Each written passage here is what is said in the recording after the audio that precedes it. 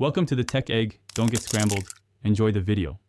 In this video, I will explain how to build structures using Cinderella bricks. These unique blocks, often measuring 8 by 8 by 16 inches, offer a lightweight yet sturdy construction solution. Before starting, ensure your site is perfectly prepared with a solid, level foundation. You will need basic masonry tools such as a trowel, a spirit level, a string line, and of course, appropriate safety equipment. Getting these initial steps right sets the stage for a successful project. Once your foundation is completely cured and perfectly level, it is time to prepare your mortar.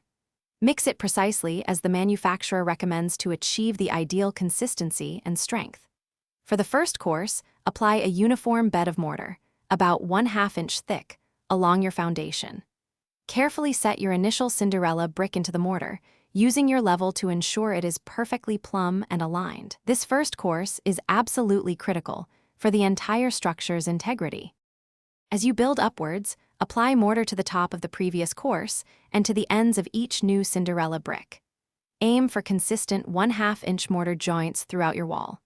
Continuously use your level and string line to ensure your walls remain perfectly straight and plumb.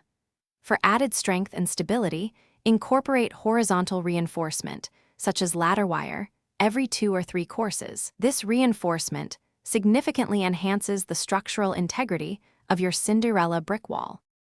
After laying your bricks, tool the mortar joints to create a clean, finished appearance and improve weather resistance. Promptly clean any excess mortar from the brick faces before it has a chance to fully harden, as this makes removal much easier. It is crucial to keep the newly laid bricks moist for several days. This process, known as curing, ensures the mortar reaches its maximum strength. Finally, conduct a thorough inspection of your completed wall for any final adjustments.